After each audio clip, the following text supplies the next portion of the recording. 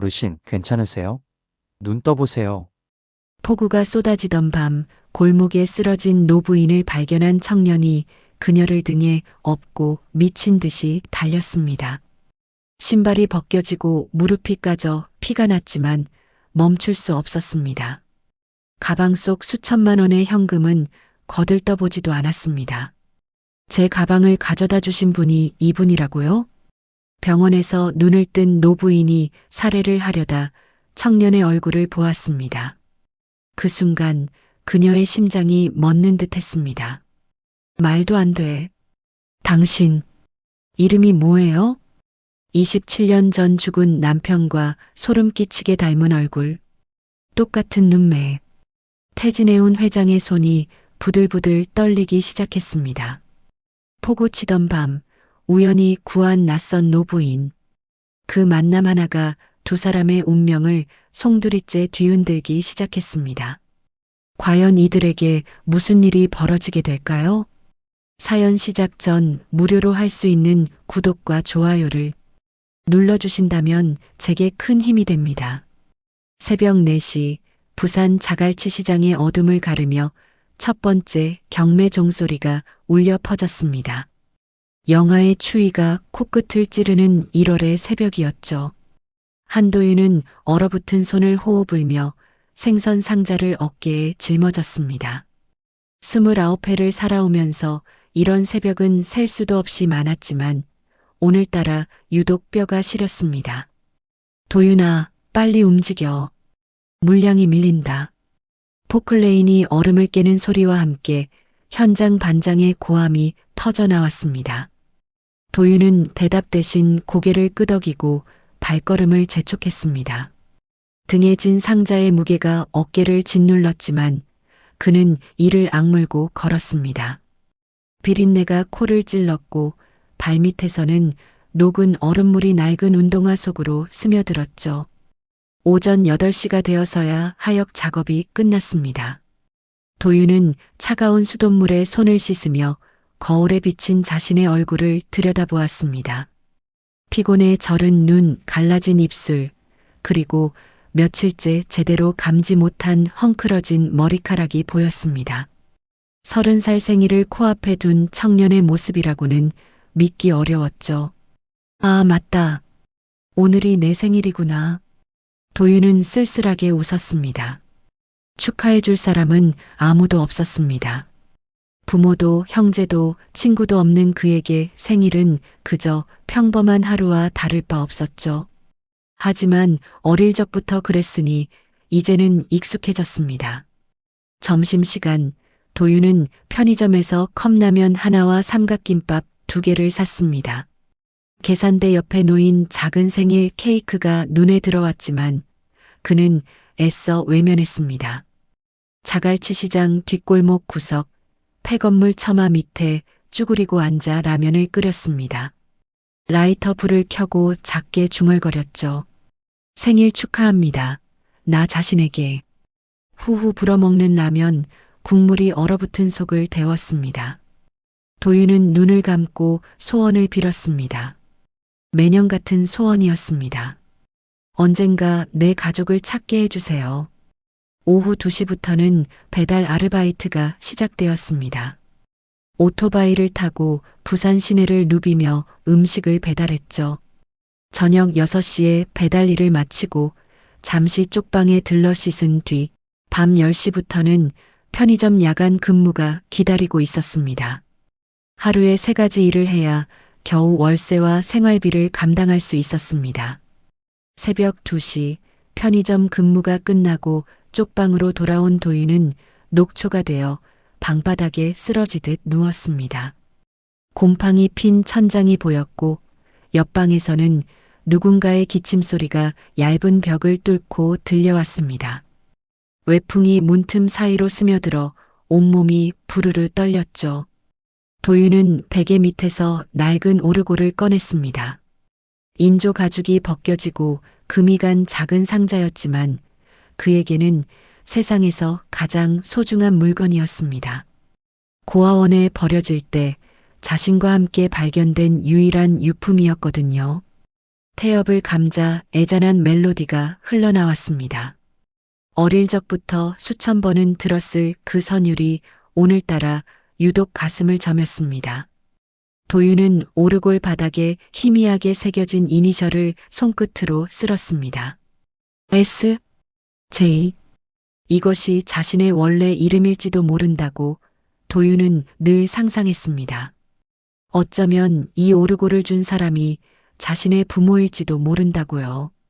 하지만 29회 동안 그 누구도 자신을 찾아오지 않았습니다. 오르골 소리에 맞춰 눈을 감으니 또다시 그 꿈이 찾아왔습니다. 거대한 화물선 위에서 따뜻한 손이 자신을 안아주는 꿈이었습니다. 바다 냄새가 났고 누군가의 웃음소리가 들렸습니다. 하지만 얼굴은 늘 보이지 않았죠. 아침에 깨어나면 베개가 눈물에 젖어 있곤 했습니다. 엄마, 아빠, 왜 저를 버리셨어요? 도윤은 오르골을 가슴에 품고 잠이 들었습니다. 차가운 쪽방에서 유일하게 따뜻한 것은 그 작은 상자뿐이었습니다. 하늘에서는 가는 눈발이 날리고 있었고 시장 바닥은 얼음처럼 미끄러웠죠. 도윤은 조심조심 발을 내디디며 하역장으로 향했습니다. 야, 도윤아, 이리 와봐. 그를 부른 것은 시장에서 생선 도매를 하는 박 사장이었습니다. 50이 넘은 나이에도 억척같이 일하는 사람이었죠. 도윤은 박 사장 앞으로 다가갔습니다. 사장님, 부르셨어요? 박 사장이 손짓으로 도윤을 창고 안으로 불러들였습니다. 그리고는 한숨을 푹 내쉬며 말했죠. 이 녀석아, 어제 그 일 들었다. 도윤은 고개를 갸웃거렸습니다. 박 사장이 혀를 차며 덧붙였습니다. 창순의 가게에서 지갑 잃어버린 할머니 있었잖아. 내가 하루 일당 다 털어서 드렸다며? 도윤은 머쓱하게 웃었습니다. 어제 점심때 있었던 일이었죠. 해산물 가게 앞에서 지갑을 잃어버린 할머니가 울고 계셨습니다. 버스비도 없다며 막막해 하시는 모습에 도윤은 그만 호주머니에 있던 돈을 모두 드리고 말았습니다. 그날 저녁은 굶어야 했지만 할머니의 고마워하시던 표정이 떠올라 후회는 없었습니다. 에이, 별거 아니에요. 그냥 딱해 보여서요. 박 사장이 고개를 절레절레 저었습니다. 그의 목소리에는 안타까움과 답답함이 묻어 있었죠. 도윤아, 넌 왜 맨날 손해보는 짓만 하냐? 세상에 공짜는 없어. 남 좋은 일 해봤자 돌아오는 건 없다고. 도윤은 잠시 침묵했습니다. 박 사장의 말이 틀린 것은 아니었습니다. 세상은 그에게 늘 가혹했으니까요. 하지만 그래도 자신은 다르게 살고 싶었습니다. 그래도요, 사장님. 도윤이 조용히 입을 열었습니다. 그의 눈빛이 흔들리지 않고 박 사장을 바라보았죠. 사람은 떳떳하게 살아야 하지 않을까요? 고아원 원장 선생님이 그러셨어요. 정직하게 살면 하늘이 알아본다고. 박 사장이 코웃음을 쳤습니다. 씁쓸한 표정이 그의 얼굴에 번졌죠. 하늘이 알아본다? 그래서 내 부모가 널 찾아왔냐? 그 말에 도윤의 가슴이 쿵 내려앉았습니다. 하지만 그는 내색하지 않았습니다. 대신 담담하게 대답했죠. 아직은 아니지만요. 언젠가는요. 박 사장이 한숨을 내쉬며 도윤의 어깨를 툭 쳤습니다. 이 순진한 녀석? 나도 젊었을 때 너처럼 살았다. 남 돕고 정직하게 살고. 근데 결과가 뭔지 알아? 박 사장의 눈빛이 어두워졌습니다. 그는 오래된 기억을 떠올리는 듯 잠시 침묵했죠. 동업자한테 등 처먹히고 친구한테 사기당하고 지금 이 꼴이야. 정직하게 살아서 뭐가 좋았냐? 결국 등 처먹힌 것만 남았어. 도윤은 조용히 박 사장의 말을 들었습니다. 마음 한구석이 아렸지만 그래도 자신의 신념을 버릴 수는 없었습니다. 사장님은 그러셨을지 몰라도요. 도윤이 차분하게 말했습니다. 그의 목소리에는 묘한 힘이 실려 있었죠. 저는 다르게 살고 싶어요. 나중에 부모님이 저를 찾으셨을 때 부끄럽지 않은 사람이고 싶거든요. 박 사장이 피식 웃었습니다. 하지만 그 웃음 속에는 조소가 아닌 묘한 부러움이 섞여 있었습니다. 그래, 그래. 네 맘대로 해라. 근데 세상이 호락호락하지 않다는 건 알아둬. 도윤은 고개를 숙여 인사하고 하역장으로 향했습니다. 등 뒤로 박 사장의 중얼거림이 들려왔죠. 저런 바보 같은 놈이 어디서 굴러들어왔는지. 그날 오후 도윤은 배달을 하다가 비를 맞았습니다. 우산도 없이 오토바이를 몰며 부산 시내를 달렸죠. 신호등 앞에 멈춰 섰을 때 옆에서 누군가 우산을 씌워주었습니다. 돌아보니 낯선 노인이었습니다. 젊은이 감기 들겠네. 이거 가져가. 노인은 자신의 우산을 도윤에게 건네고는 비를 맞으며 횡단보도를 건너갔습니다. 도윤이 할아버지라고 불렀지만 노인은 손을 흔들며 인파 속으로 사라졌습니다. 도윤은 손에 쥔 우산을 바라보았습니다. 따뜻한 무언가가 가슴속에서 피어올랐죠. 세상에 좋은 사람도 있구나. 그 생각이 그의 마음에 작은 불씨를 지폈습니다. 그래, 나는 내 방식대로 살 거야. 도윤은 우산을 펴고 다시 오토바이에 올랐습니다. 빗속을 달리면서 속으로 다짐했죠. 떳떳하게 살면 하늘이 알아본다. 원장 선생님 말씀이 맞을 거야. 도윤의 하루는 새벽 4시에 시작되어 새벽 2시에 끝났습니다. 하루에 4시간도 채 자지 못하는 살인적인 스케줄이었죠. 새벽 4시부터 오전 8시까지는 자갈치 시장 하역 작업, 오전 10시부터 오후 4시까지는 배달 아르바이트, 오후 10시부터 새벽 2시까지는 편의점 야간 근무. 3가지 일을 해도 생활은 빠듯했습니다. 쪽방 월세 30만 원, 공과금 5만 원, 식비와 교통비를 제하면 남는 돈은 거의 없었습니다. 그나마 저축한 돈도 지난달 오토바이 수리비로 다 날아갔죠. 도윤은 내일을 위한 저축은커녕 오늘을 버티는 것만으로도 버거웠습니다. 쪽방은 고시원보다도 작았습니다. 싱글 침대 하나 놓으면 꽉 차는 공간이었죠.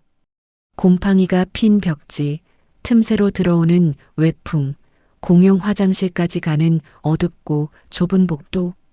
옆방에서는 하루 종일 술에 취해 고래고래 소리 지르는 사람이 살았고 아래층에서는 매일 밤 부부싸움 소리가 들려왔습니다.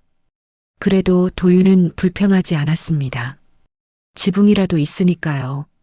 고아원을 나온 직후 며칠간 노숙을 했던 기억이 있었기에 비를 피할 수 있는 공간이 있다는 것만으로도 감사했습니다. 방 안의 유일한 개인 물건은 낡은 오르골과 빛바랜 사진 한 장이었습니다. 사진 속에는 젊은 남자가 아기를 안고 웃고 있었죠. 사진의 절반은 찢겨나가 있었습니다. 남자의 얼굴만 보이고 그 옆에 있었을 누군가는 없었죠. 도윤은 이 남자가 자신의 아버지일 거라 믿었습니다. 아기가 바로 자신이라고요. 사진 뒷면에는 희미하게 1998년 봄이라고 적혀 있었습니다. 도윤이 태어난 해였죠.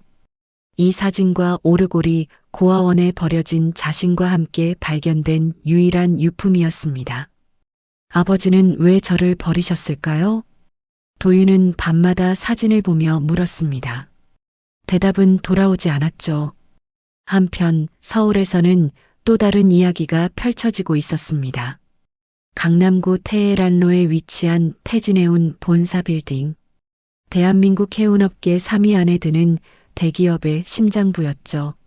48층 꼭대기 회장실에서는 한 여인이 창밖을 바라보고 있었습니다. 진영숙 회장, 62살. 은발이 섞인 단정한 올림머리에 우아한 검정 정장을 입은 그녀는 태진해운의 수장이었습니다. 남편이 27년 전 교통사고로 세상을 떠난 후 그녀는 홀로 회사를 이끌어왔습니다. 수많은 위기를 넘기고 회사를 오늘의 자리까지 키워낸 여걸이었죠. 하지만 그녀의 눈빛에는 깊은 슬픔이 서려 있었습니다. 27년 전 남편뿐 아니라 3살배기 아들도 잃어버렸기 때문입니다. 회장님, 전단지 인쇄가 완료되었습니다. 비서의 목소리에 영숙이 고개를 돌렸습니다. 비서의 손에는 두툼한 전단지 뭉치가 들려 있었죠. 찾습니다. 1998년 1월 실종. 당시 3살, 현재 30살. 왼쪽 어깨에 별 모양 화상 흉터가 있습니다. 27년째 뿌리고 있는 전단지였습니다. 전국의 경찰서, 복지관, 고아원에 배포했지만 아들은 돌아오지 않았습니다. 유전자 검사를 수십 번이나 했지만 결과는 늘 불일치였죠. 올해로 30이 되었구나, 서준아. 영숙은 전단지를 쓰다듬으며 중얼거렸습니다. 서랍에서 작은 로켓 목걸이를 꺼냈죠. 그 안에는 27년 전 아들의 머리카락이 보관되어 있었습니다. 엄마가 꼭 찾을게. 살아만 있다면. 같은 시각 본사 부회장실에서는 진태식 부회장이 전화를 받고 있었습니다. 65살의 진태식은 영숙의 시동생이었죠. 죽은 남편 진수혁의 친동생이었습니다. 형수가 또 전단지 뿌린다고? 27년이 지났는데 아직도 미련을 못 버리는군. 진태식은 비웃듯 말했습니다. 하지만 그의 눈빛에는 불안이 스쳤죠. 그는 곧 표정을 지우고 비서에게 지시했습니다. 다음 주 이사회 준비해. 형수 해임 건 계속 밀어붙여야 해. 진태식은 창밖을 바라보며 속으로 중얼거렸습니다. 그 애가 살아있을 리 없어. 내가 직접 처리했으니까. 부산으로 돌아가 봅시다. 도윤은 하역 작업을 마친 후 잠시 쉬는 시간에 부산 앞바다를 바라보곤 했습니다. 검푸른 바다 위로 거대한 화물선들이 지나가는 모습을 보면 묘하게 마음이 끌렸습니다. 왜 나는 바다만 보면 이상하게 가슴이 뛰는 걸까? 도윤은 스스로에게 물었습니다. 대답은 알 수 없었죠. 다만 꿈속에서 늘 바다가 나왔습니다. 거대한 배 위에서 따뜻한 품에 안겨 있는 꿈이었습니다. 그 꿈을 꿀 때면 왠지 모르게 평화로웠습니다. 저녁 도윤은 편의점 출근 전에 쪽방 옆집 할머니를 찾아갔습니다. 홀로 사시는 칠순의 할머니였죠. 도윤은 편의점에서 폐기 직전에 받아온 도시락을 할머니께 드렸습니다. 할머니, 저녁 드셨어요? 할머니가 주름진 손으로 도윤의 손을 잡았습니다. 눈가에 눈물이 맺혔죠. 도윤아, 자네 같은 효자가 어디 있어. 부모 복이 없어서 그렇지. 자네는 정말 좋은 아이야. 도윤은 쑥스럽게 웃었습니다. 할머니의 따뜻한 말씀이 마음을 녹였죠. 아니에요, 할머니. 저도 가족이 없으니까요. 할머니가 가족 같아요. 할머니가 도윤의 손을 꼭 쥐며 말했습니다. 자네 부모는 분명 자네를 찾고 있을 거야. 이렇게 착한 아들을 어떻게 안 찾겠어? 도윤은 고개를 끄덕였습니다. 믿고 싶었습니다. 누군가가 자신을 찾고 있을 거라고요. 27년 전 자신을 버린 사람들이 후회하고 있을 거라고요. 밤 10시 편의점 야간 근무가 시작되었습니다. 도윤은 졸음을 참으며 계산대에 섰습니다. 손님이 뜸한 시간에는 창밖을 바라보며 생각에 잠겼죠. 30살이 되면 뭔가 달라질까? 아니, 달라져야 해. 이대로 평생 살 순 없어. 하지만 어떻게 달라져야 할지는 알 수 없었습니다. 그저 하루하루를 버티는 것이 전부였죠. 새벽 2시 퇴근 후 쪽방으로 돌아온 도윤은 또다시 오르골을 꺼내 들었습니다. 태엽을 감자 익숙한 멜로디가 흘러나왔습니다. 도윤은 눈을 감고 속삭였습니다. 엄마, 아빠, 저 여기 있어요. 제발 찾아주세요. 그의 목소리는 작은 쪽방에 갇혀 어디에도 닿지 못했습니다. 그날 밤은 유독 폭우가 거셌습니다. 하늘에서 물폭탄이라도 쏟아지는 듯 빗줄기가 쉴 새 없이 내리쳤죠. 천둥 번개가 밤하늘을 갈랐고 바람이 간판을 덜컹거리게 흔들었습니다. 도윤은 편의점 야간 근무를 마치고 쪽방으로 향하고 있었습니다. 우산은 있었지만 소용이 없었습니다. 옆으로 치는 빗줄기에 온몸이 흠뻑 젖었죠. 도윤은 고개를 숙인 채 발걸음을 재촉했습니다. 빨리 집에 가서 마른 옷으로 갈아입고 싶었습니다. 그때였습니다. 어두운 골목 한쪽에서 무언가가 눈에 들어왔습니다. 쓰레기통 옆 처마 밑에 사람이 쓰러져 있었습니다. 처음에는 노숙자인 줄 알았습니다. 하지만 가까이 다가가자 고급스러운 코트가 빗물에 젖어 있는 것이 보였죠. 어르신? 어르신, 괜찮으세요? 도윤이 몸을 숙여 얼굴을 확인했습니다. 60대 초반으로 보이는 여성이었습니다. 단정한 올림머리가 흐트러져 있었고 입술이 파랗게 질려 있었죠. 의식이 없었습니다. 큰일 났네. 도윤은 급히 주변을 둘러보았습니다. 인적이 없는 깊은 밤이었습니다. 119에 전화를 걸어야 했지만 이 폭우 속에서 구급차가 언제 올지 알 수 없었죠. 도윤은 노부인의 맥박을 확인했습니다. 다행히 숨은 쉬고 있었습니다. 그때 노부인 옆에 떨어진 핸드백이 눈에 들어왔습니다. 입구가 열려 있었고 그 안에서 무언가가 흘러나와 있었죠. 도윤은 눈을 의심했습니다. 5만 원권 지폐 뭉치가 빗물에 젖어 있었습니다. 대충 봐도 수천만 원은 되어 보였습니다. 심장이 쿵쾅거렸습니다. 도윤은 주변을 다시 둘러보았습니다. 아무도 없었습니다. CCTV도 보이지 않았죠. 이 돈이면 밀린 월세를 다 갚고도 남았습니다. 병원에도 갈 수 있고 따뜻한 방도 구할 수 있었습니다. 그냥 가져갈까? 악마의 속삭임이 귀가에 맴돌았습니다. 노부인은 의식이 없으니 모를 것이었습니다.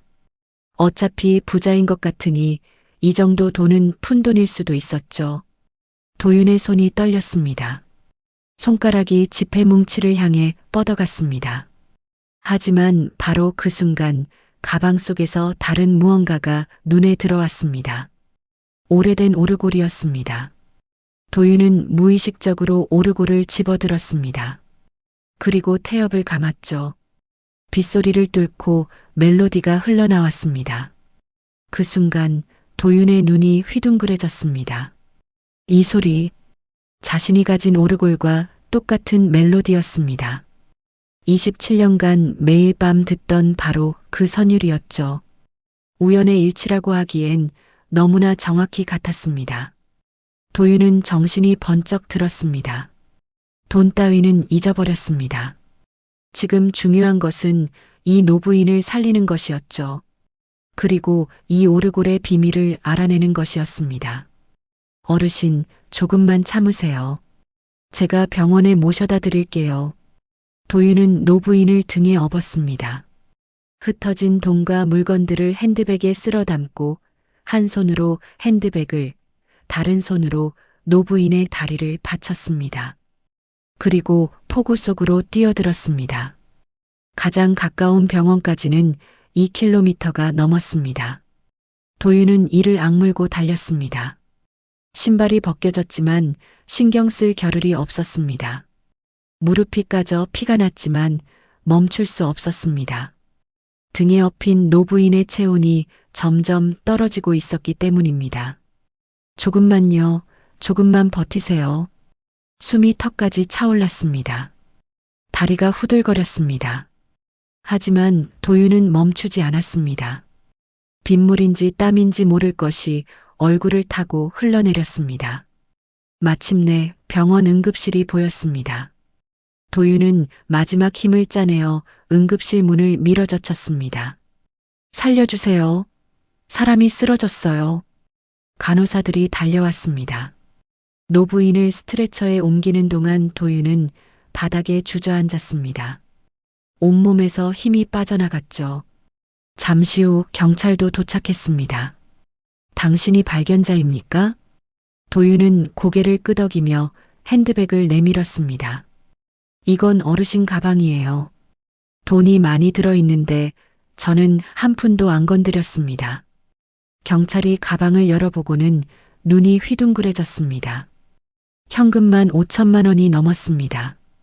경찰은 도윤을 위아래로 훑어보았습니다. 비에 흠뻑 젖은 초라한 행색이었죠. 정말 안 건드렸어요? 도윤은 담담하게 대답했습니다. 네, 정말로요. 저는 그냥 쓰러진 분을 병원에 모셔다 드린 것 뿐이에요. 경찰은 의심스러운 눈초리를 거두지 않았지만 일단 조서를 작성하기로 했습니다. 도윤은 병원 복도 의자에 앉아 기다렸습니다. 젖은 옷에서 물이 뚝뚝 떨어졌지만 갈아입을 옷도 없었습니다. 2시간쯤 지났을까요? 병실 문이 열리고 의사가 나왔습니다. 보호자분 계십니까? 경찰이 대답했습니다. 아직 연락이 안 됩니다. 신분증을 확인해 보니 진영숙 씨 62살이고 서울에 사시는 분인데 진영숙. 도윤은 그 이름을 마음속에 새겼습니다. 의사가 말을 이었습니다. 환자분이 의식을 회복하셨습니다. 저혈당 쇼크였는데 다행히 큰 이상은 없어요. 발견자분 덕분에 목숨을 건졌습니다. 도윤은 안도의 한숨을 내쉬었습니다. 다행이었습니다. 그때 병실 안에서 간호사가 나와 말했습니다. 환자분이 자기 가방을 가져온 사람을 만나고 싶다고 하세요. 도윤은 머뭇거리다 병실로 들어갔습니다. 침대에 누운 노부인이 고개를 돌려 그를 바라보았습니다. 그리고 그 순간 노부인의 눈이 크게 떠졌습니다. 마치 귀신이라도 본 듯한 표정이었죠. 당신. 노부인의 목소리가 떨렸습니다. 그녀의 시선이 도윤의 얼굴에 고정되었습니다. 특히 그의 눈을 뚫어지게 바라보았죠. 이름이 뭐예요? 도윤은 어리둥절했지만 대답했습니다. 한도윤입니다. 노부인이 급히 몸을 일으켰습니다. 간호사가 말렸지만 그녀는 막무가내였습니다. 나이는요? 나이가 몇이에요? 내일이 생일이라 30살이 됩니다. 노부인의 얼굴이 하얗게 질렸습니다. 그리고 그녀의 눈에서 눈물이 뚝뚝 흘러내렸습니다. 30살, 1998년생. 도윤은 당황했습니다. 이 노부인이 왜 이러는지 알 수 없었죠. 어르신, 괜찮으세요? 누워 계셔야 해요. 하지만 노부인은 도윤의 손을 덥석 잡았습니다. 그 손이 부들부들 떨리고 있었습니다. 혹시 왼쪽 어깨에 흉터가 있어요? 도윤은 깜짝 놀랐습니다. 어떻게 알았을까요? 네, 있긴 한데요. 별 모양 화상 흉터가. 그 말이 끝나기도 전에 노부인이 도윤을 와락 끌어안았습니다. 그리고 오열하기 시작했습니다. 서준아, 내 아들. 서준아. 도윤은 얼어붙은 채 서 있었습니다. 낯선 노부인이 자신을 끌어안고 울고 있었습니다. 서준아라고 부르면서요. 그게 누군지도 모르는데 말입니다. 어르신, 저는 한도윤이에요. 서준이가 아니에요. 도윤이 조심스럽게 몸을 빼며 말했습니다. 하지만 노부인은 그의 손을 놓지 않았습니다. 아니야, 넌 서준이야. 내 아들이야. 엄마가 알아. 간호사와 의사가 달려와 노부인을 진정시켰습니다. 진정제를 투여하자 그녀는 점점 눈을 감았습니다. 하지만 잠들기 직전까지 도윤의 손을 놓지 않았죠. 가지마. 제발. 도윤은 복도로 나왔습니다. 머리가 복잡했습니다. 이게 대체 무슨 상황인지 이해할 수 없었죠. 경찰이 다가와 말했습니다. 환자분 신원이 확인됐습니다. 퇴진해온 회장 진영숙 씨예요. 대기업 총수입니다. 도윤은 놀랐습니다. 재벌 회장이 왜 이런 비 오는 밤에 부산 뒷골목에 쓰러져 있었을까요? 회장님이 왜 여기 계셨대요? 경찰이 어깨를 으쓱했습니다. 모르겠어요. 서울에서 급히 내려오셨다가 갑자기 쓰러지신 것 같은데 혼자 오신 것 같고요. 도윤은 고개를 끄덕이고 병원을 나섰습니다. 더 이상 여기 있을 이유가 없었죠. 하지만 발걸음이 쉽게 떨어지지 않았습니다. 노부인이 자신을 아들이라고 부른 것이 자꾸 마음에 걸렸습니다. 다음 날 아침 도윤은 편의점 출근 전에 병원에 들렀습니다. 왜 다시 왔는지 자신도 몰랐습니다. 그냥 발길이 저절로 향했죠. 병실 앞에 서자 문이 열려 있었습니다. 안에서 노부인의 목소리가 들렸습니다. 찾았어요. 드디어 찾았어요. 내 아들이에요. 전화를 하고 있는 것 같았습니다. 도윤은 멈칫했습니다. 그때 노부인이 고개를 돌려 그를 발견했습니다. 도윤 씨, 아니, 서준아 왔구나. 노부인이 전화를 끊고 손짓했습니다. 도윤은 머뭇거리다 병실로 들어갔습니다. 어르신, 저는 정말 서준이가 아니에요. 사람을 잘못 보신 것 같아요. 노부인이 고개를 저었습니다. 그녀의 눈빛은 확신에 차 있었습니다. 27년 전에 내 아들이 유괴됐어요. 3살이었죠. 그 아이가 살아있다면 지금 딱 30살이에요. 도윤은 가슴이 덜컥 내려앉았습니다. 27년 전이면 자신이 고아원에 버려진 시기와 일치했습니다. 그게 저하고 무슨 상관이? 왼쪽 어깨에 별 모양 흉터가 있지 않나요? 노부인의 말에 도윤은 깜짝 놀랐습니다. 노부인이 말을 끊었습니다. 그녀의 목소리가 떨렸죠. 그 흉터는 내가 낸 거예요. 아기였을 때 내가 안다가 실수로 다리미에 닿게 했어요. 평생 죄책감을 안고 살았죠. 도윤의 얼굴이 굳어졌습니다. 그 흉터는 자신도 어떻게 생긴 건지 몰랐습니다. 고아원에 버려질 때부터 있었다고 들었을 뿐이죠. 노부인이 가방에서 무언가를 꺼냈습니다. 오래된 오르골이었습니다. 어젯밤 가방 속에서 본 바로 그것이었죠. 이 오르골 소리 기억나요? 어젯밤에 들었잖아요. 노부인이 태엽을 감았습니다. 익숙한 멜로디가 흘러나왔습니다. 도윤의 심장이 쿵쾅거리기 시작했습니다. 이건 세트예요. 엄마용과 아들용. 아들이 유괴될 때 아이 것만 사라졌어요. 도윤은 자신의 가방에서 낡은 오르골을 꺼냈습니다. 두 오르골을 나란히 놓자 크기와 디자인이 한 쌍임을 알 수 있었습니다. 설마. 도윤의 손이 떨렸습니다. 노부인이 그의 오르골 바닥을 가리켰습니다. 뒤집어 봐요. 도윤이 오르골을 뒤집자 희미하게 새겨진 글씨가 보였습니다. To S, J from mom. S, J는 서준의 이니셜이에요. 진서준. 그게 내 아들 이름이에요. 도윤은 멍하니 오르골을 바라보았습니다. 27년간 궁금해했던 이니셜의 의미가 밝혀지는 순간이었습니다. 하지만 확실한 건 아니잖아요. 우연의 일치일 수도. 노부인이 고개를 저었습니다. 유전자 검사를 하면 알 수 있어요. 제발 검사만 해줘요. 그게 아니면 나도 포기할게요. 하지만 검사 결과가 나올 때까지만. 제발. 그녀의 눈에 눈물이 고였습니다. 27년간의 간절함이 담긴 눈빛이었습니다. 도윤은 마음이 흔들렸습니다. 생각해 볼게요. 그날 밤 도윤은 쪽방에서 뜬 눈으로 밤을 지새웠습니다. 옆방 할머니를 찾아가 고민을 털어놓았습니다.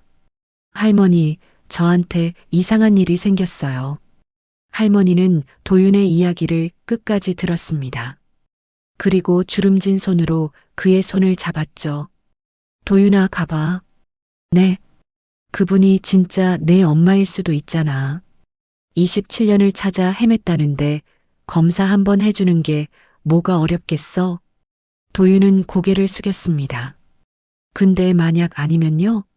기대했다가 실망하면. 할머니가 도윤의 볼을 어루만졌습니다. 기대해도 돼. 넌 그럴 자격이 있어. 평생 혼자 버텨온 넌 이제 누군가의 아들이 될 자격이 있다고. 도윤의 눈에 눈물이 맺혔습니다. 할머니가 덧붙였습니다. 젊은 사람이 기회가 왔으면 잡아야지. 늙어서 후회하지 말고 가봐. 서울로 가. 며칠 후 도윤은 결심을 굳혔습니다. 부산을 떠나기 전 그는 자신이 자란 고아원을 찾아갔습니다. 원장 선생님의 무덤 앞에 섰죠. 선생님, 저 이제 서울로 가요. 혹시 거기서 진짜 가족을 찾을 수 있을지도 모르겠어요. 바람이 불어 낙엽이 흩날렸습니다. 마치 대답하는 것 같았죠. 떳떳하게 살라고 하셨죠? 저 그렇게 살고 있어요. 앞으로도 그럴 거예요. 도윤은 깊이 절을 하고 돌아섰습니다. 새로운 삶을 향해 첫 발을 내딛는 순간이었습니다. 부산역 플랫폼에 KTX가 들어왔습니다. 도윤은 낡은 배낭 하나를 메고 열차에 올랐습니다. 배낭 안에는 며칠치 옷가지와 낡은 오르골, 그리고 빛바랜 사진 한 장이 전부였습니다. 창가 자리에 앉아 창밖을 바라보았습니다. 열차가 천천히 움직이기 시작했죠. 부산역이 멀어지고 자갈치 시장이 있는 바다가 점점 작아졌습니다. 안녕, 부산. 도윤은 속으로 작별 인사를 했습니다. 27년을 살아온 도시였습니다. 힘들고 고단했지만 그래도 정든 곳이었죠. 하지만 이제는 떠나야 할 때였습니다. 열차가 터널을 지나고 들판을 달리고 도시들을 스쳐 지나갔습니다. 2시간 반이 순식간에 흘렀습니다. 서울역에 도착했다는 안내방송이 나왔을 때 도윤의 심장이 쿵쾅거리기 시작했습니다. 서울역은 상상 이상으로 거대했습니다. 사방에서 사람들이 쏟아져 나왔고 안내방송이 끊임없이 울려 퍼졌죠. 도윤은 인파에 휩쓸리듯 역사를 빠져나왔습니다. 여기가 서울이구나. 고층 빌딩들이 하늘을 찌를 듯 솟아 있었습니다. 자동차들이 쉴 새 없이 달렸고 신호등이 쉼없이 색을 바꿨습니다. 부산도 대도시였지만 서울은 차원이 달랐습니다. 약속 장소는 테헤란로에 태진해온 본사였습니다. 도윤은 지하철을 타고 강남역에서 내렸습니다. 지상으로 올라오자 더욱 화려한 풍경이 펼쳐졌죠. 저기가 태진해운인가? 도윤의 시선이 거대한 빌딩에 멈췄습니다. 40층이 넘는 유리 건물이 햇살을 받아 반짝이고 있었습니다. 건물 꼭대기에는 태진해운이라는 글자가 빛나고 있었죠. 여기서 일하라고? 도윤은 믿기지 않았습니다. 며칠 전까지만 해도 생선 상자를 나르던 자신이 이런 곳에서 일하게 될 줄이야. 로비로 들어서자 대리석 바닥에 자신의 모습이 비쳤습니다. 낡은 청바지에 빛바랜 점퍼, 해진 운동화. 주변의 말끔한 직원들 사이에서 자신만 유독 초라해 보였습니다. 한도윤 씨 되시나요? 뒤에서 목소리가 들렸습니다. 돌아보니 정장 차림의 여성이 서 있었습니다. 비서인 듯 했죠. 네, 그런데요. 회장님께서 기다리고 계십니다. 안내해 드릴게요. 도윤은 비서를 따라 전용 엘리베이터에 올랐습니다. 버튼에는 48F 회장실이라고 적혀 있었습니다. 엘리베이터가 빠르게 상승했고 잠시 후 문이 열렸습니다. 어서 와요. 진영숙 회장이 회장실 문 앞에 서 있었습니다. 병원에서 봤을 때보다 훨씬 건강해 보였죠. 단정한 정장을 입고 환한 미소를 짓고 있었습니다. 회장님, 회장님은 무슨, 편하게 불러도 돼요. 아직은 어색하겠지만 영숙이 도윤의 손을 잡고 회장실 안으로 이끌었습니다. 거대한 창밖으로 서울 시내가 한눈에 내려다 보였습니다. 앉아요. 밥은 먹었어요? 도윤은 고개를 저었습니다. 긴장해서 아침도 거른 상태였죠. 영숙이 비서에게 지시했습니다. 점심 준비해줘요. 갈비탕으로. 고기 많이 넣어서. 잠시 후 고급 한정식집에서 가져온 갈비탕이 테이블에 놓였습니다. 도윤은 조심스럽게 숟가락을 들었습니다. 진한 국물이 입안에 퍼지자 배고픔이 일시에 몰려왔습니다. 그는 자신도 모르게 허겁지겁 먹기 시작했습니다. 영숙은 숟가락을 들지 않고 도윤이 먹는 모습을 바라보았습니다. 그녀의 눈가가 촉촉해졌죠. 천천히 먹어요. 아무도 안 뺏어 먹으니까. 도윤은 멈칫했습니다. 부끄러움에 귀가 빨개졌죠. 죄송합니다. 제가 좀. 아니야, 괜찮아. 많이 먹어요. 더 시킬까? 식사를 마친 후 영숙이 서류 봉투를 내밀었습니다. 물류센터 계약직 사원으로 일단 채용하려고 해요. 숙소도 준비해뒀어요. 회사 근처 오피스텔이에요. 도윤은 당황했습니다. 너무 과분한 대우였습니다. 회장님, 저한테 왜 이렇게까지. 영숙이 도윤의 말을 끊었습니다. 유전자 검사 결과가 나오려면 일주일이 걸려요. 그동안 여기서 일하면서 기다려요. 결과가 어떻게 나오든 넌 이미 내 생명의 은인이니까. 도윤은 잠시 망설였습니다. 하지만 영숙의 간절한 눈빛을 거절할 수 없었습니다. 알겠습니다. 감사합니다. 그날 저녁 도윤은 새 숙소에 짐을 풀었습니다. 넓은 원룸이었습니다. 깨끗한 침대, 새 가전제품, 탁 트인 창문. 쪽방과는 비교할 수 없는 공간이었죠. 도윤은 창가에 서서 서울의 야경을 바라보았습니다. 수많은 불빛이 반짝이고 있었습니다. 마치 꿈 같았습니다. 침대 머리맡에 오르골을 놓았습니다. 그리고 영숙이 선물한 회사 기념품인 태진해온 로고가 새겨진 액자를 그 옆에 세웠습니다. 언젠가 두 오르골이 나란히 놓일 날이 올까요? 엄마, 아빠. 도윤은 창밖을 보며 중얼거렸습니다. 저 여기 있어요. 이제 정말 가까워진 것 같아요. 그의 눈에 눈물이 맺혔습니다. 하지만 이번에는 슬픔의 눈물이 아니었습니다. 희망의 눈물이었죠. 태진해온 물류센터 첫 출근 날이었습니다. 도윤은 긴장된 마음으로 물류센터 정문을 들어섰습니다. 거대한 창고와 컨테이너들이 끝없이 늘어서 있었죠. 부산 자갈치 시장과는 규모가 차원이 달랐습니다. 한도윤 씨 맞죠? 저 이수진이에요. 물류팀 3년차 대리입니다. 밝은 목소리에 돌아보니 또래의 여성이 서 있었습니다.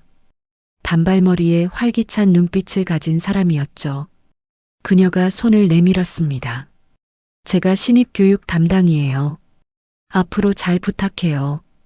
도윤은 어색하게 악수를 받았습니다. 네, 저도 잘 부탁드립니다. 수진이 앞장서서 시설을 안내했습니다. 걸으면서 이런저런 이야기를 나눴죠. 도윤 씨는 어디서 오셨어요? 부산에서요. 자갈치 시장에서 하역 일했었어요. 수진의 눈이 반짝였습니다. 어머, 저도 부산 출신이에요. 해운대 근처에서 살았는데. 그래요? 반갑네요. 두 사람은 같은 고향이라는 공통점에 금세 친해졌습니다. 점심시간 수진이 도윤을 구내식당으로 안내했습니다. 여기 음식 괜찮아요. 회사 복지가 좋은 편이거든요. 도윤은 쟁반을 들고 음식을 받았습니다. 뜨끈한 된장찌개와 갓 지은 쌀밥, 반찬들이 푸짐했습니다. 부산에서는 상상도 못할 점심이었죠. 수진이 맞은편에 앉으며 말했습니다. 도윤 씨 혼자 밥 먹으면 외로울까 봐요. 같이 먹어도 되죠? 도윤은 고개를 끄덕였습니다. 누군가와 함께 밥 먹는 것이 얼마만인지 기억나지 않았습니다. 식사를 하면서 수진은 자신의 이야기를 들려주었습니다. 저도 고등학교 때 부모님 두 분 다 돌아가셨어요. 교통사고로요. 그때부터 혼자 동생 키우면서 살았죠. 도윤은 젓가락을 멈추고 수진을 바라보았습니다. 힘드셨겠네요. 수진이 쓸쓸하게 웃었습니다. 이제는 익숙해졌어요. 동생이 올해 고3인데 대학 등록금 걱정이 태산이에요. 도윤은 공감이 갔습니다. 자신도 혼자 살아온 시간이 길었으니까요. 저도 고아원에서 자랐어요. 부모님 얼굴도 몰라요. 수진의 눈이 커졌습니다. 그랬구나. 미안해요. 괜히 제 얘기만 늘어놓았네. 아니에요. 오히려 비슷한 처지라 편하네요.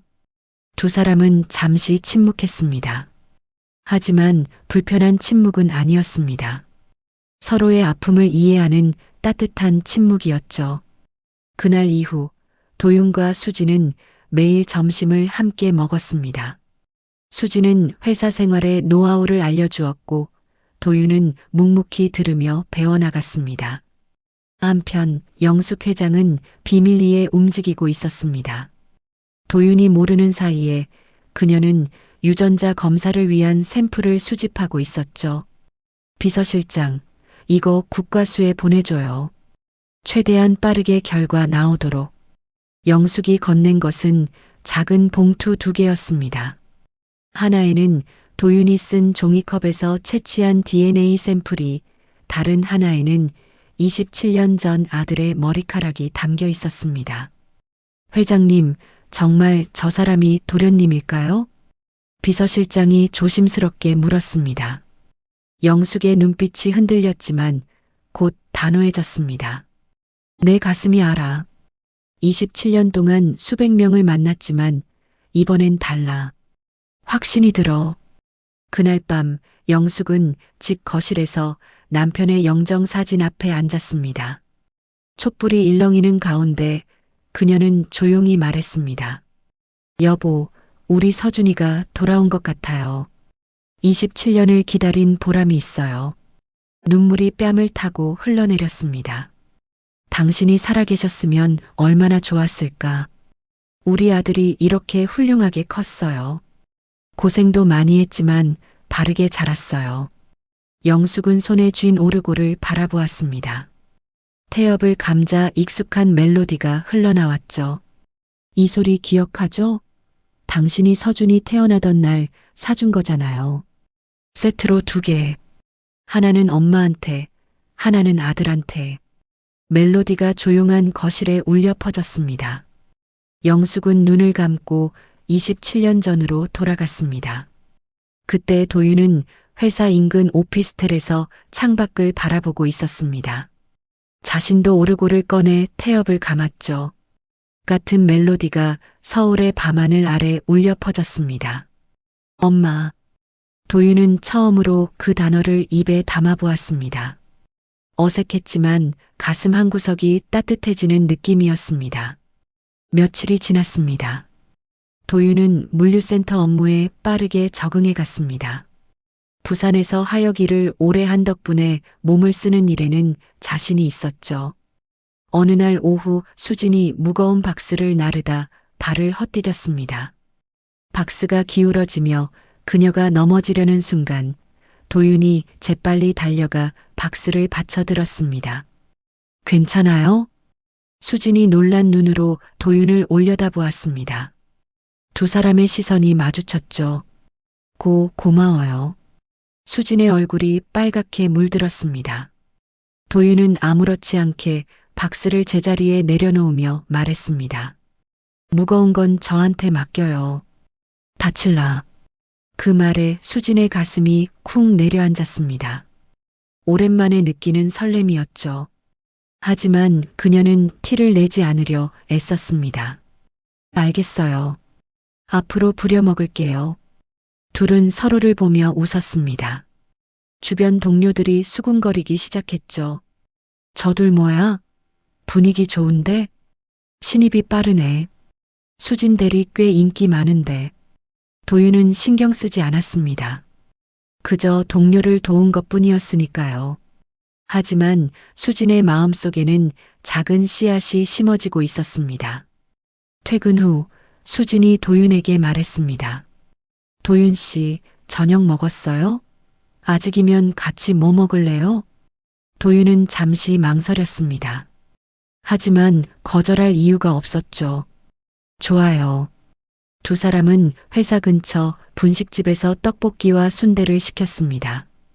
허름한 가게였지만 분위기는 따뜻했습니다. 도윤 씨는 왜 갑자기 서울로 올라오게 됐어요? 부산에서 잘 살고 있었을 텐데. 수진이 물었습니다. 도윤은 대답을 망설였습니다. 진짜 이유를 말해야 할지 고민이 되었죠. 사정이 좀 있어요. 나중에 말해줄게요. 수진은 더 캐묻지 않았습니다. 대신 다른 이야기를 꺼냈죠. 알겠어요. 근데 회장님이 도윤 씨한테 특별히 신경 쓰시는 것 같던데 혹시 친척이에요? 도윤은 순간 멈칫했습니다. 그리고 솔직하게 대답했습니다. 아직 확실하지 않지만요. 제가 회장님의 잃어버린 아들일 수도 있대요. 수진의 눈이 휘둥그레졌습니다. 뭐라고요? 윤희 물류센터에서 일한 지 일주일이 지났습니다. 처음에 직원들은 그를 회장님 낙하산이라며 수군거렸습니다. 하지만 도윤은 개의치 않고 묵묵히 일했죠. 그날도 평소처럼 컨테이너 정리 작업을 하고 있었습니다. 갑자기 경보음이 울려 퍼졌습니다. 비상, 크레인 오작동, 모두 대피하세요. 직원들이 비명을 지르며 흩어졌습니다. 도윤이 고개를 들어보니 거대한 크레인이 흔들리고 있었습니다. 그 아래에는 수십억 원어치의 화물 컨테이너가 매달려 있었죠. 저대로 두면 다 바다에 빠진다. 현장 반장이 소리쳤습니다. 하지만 아무도 나서지 못했습니다. 크레인 제어실로 가려면 위험 지역을 통과해야 했거든요. 도윤은 잠시도 망설이지 않았습니다. 그는 안전모를 고쳐 쓰고 달려가기 시작했습니다. 야, 위험해. 멈춰. 수진이 외쳤지만 도윤은 이미 위험 지역으로 뛰어들었습니다. 크레인이 삐걱거리는 소리가 귀를 찢었습니다. 철제 구조물 사이를 빠져나가 제어실 사다리에 올랐습니다. 제어실 문을 열자 연기가 자욱했습니다. 전기 합선으로 화재가 난 것이었죠. 도윤은 소화기를 집어들고 불길을 잡았습니다. 그리고 수동 제어 레버를 찾았습니다. 이거다. 도윤은 온 힘을 다해 레버를 당겼습니다. 묵직한 기계음과 함께 크레인이 천천히 안정되기 시작했습니다. 컨테이너가 바다가 아닌 안전한 지면 위에 내려앉았죠. 환호성이 터져 나왔습니다. 직원들이 도윤을 향해 박수를 쳤습니다. 대단하다. 저 신입. 낙하산이 아니라 진짜 실력파였네. 도윤이 제어실에서 내려오자 수진이 달려왔습니다. 그녀의 눈에 눈물이 그렁그렁했죠. 바보야. 죽으면 어쩌려고. 도윤은 숨을 헐떡이며 웃었습니다. 괜찮아요. 이 정도는 부산에서 많이 해봤어요. 그 소식은 곧바로 본사에 전해졌습니다. 영숙 회장이 직접 물류센터로 내려왔죠. 도윤 씨 괜찮아요? 영숙이 도윤의 얼굴을 살피며 물었습니다. 손에 잡힌 그을음을 닦아주면서요. 네, 괜찮습니다. 회장님, 영숙의 눈시울이 붉어졌습니다. 하지만 많은 사람들 앞에서 감정을 드러낼 수는 없었죠. 그녀는 목소리를 가다듬고 말했습니다. 수고했어요. 덕분에 회사가 큰 손해를 면했어요. 그날 이후 도윤에 대한 직원들의 태도가 완전히 달라졌습니다. 낙하산이라는 말은 쏙 들어갔고 대신 실력파 신입이라는 별명이 붙었죠. 며칠 후 영숙이 도윤을 본사로 불렀습니다. 일주일에 한 번씩 함께 식사하는 것이 일상이 되어가고 있었죠. 오늘 뭐 먹을까? 좋아하는 거 있어요? 영숙이 다정하게 물었습니다. 도윤은 어색하게 대답했죠. 아무거나 좋아요. 저는 가리는 게 없어서. 영숙이 웃으며 말했습니다. 그럼 삼계탕 어때요? 요즘 고생 많이 했으니 보양 좀 해야지. 고급 한정식 집에서 삼계탕이 나왔습니다. 도윤은 이번에도 허겁지겁 먹기 시작했습니다. 영숙은 숟가락도 들지 않고 그 모습을 지켜보았죠. 도윤 씨, 네, 혹시 어릴 때 기억나는 거 있어요? 아주 어렸을 때. 도윤은 잠시 생각에 잠겼습니다. 거의 없어요. 고아원에서 자랐으니까요. 다만, 꿈에서 자주 바다가 나와요. 큰 배 위에서 누군가한테 안겨 있는 꿈이요. 따뜻하고 평화로운 느낌이에요. 영숙의 손이 떨렸습니다. 그녀는 눈물을 참으며 물었습니다. 그 꿈에서 무슨 소리가 들려요?